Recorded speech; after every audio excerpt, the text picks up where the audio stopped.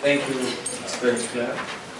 So, I'm going to give you the situation analysis of corruption in educational system in Congo.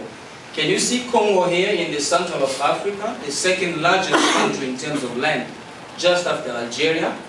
So the biggest country in the center of Africa.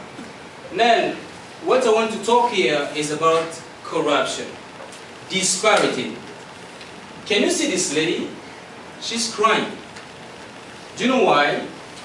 That lady has got 3 children. Those children that you can see here. And they see the condition that they're studying in the open air. This is not a classroom. See the professor. Compare it with the professor who's teaching you in KDI. This is a professor. And those are children that they study. This is a real situation. I'm not lying. I'm sorry.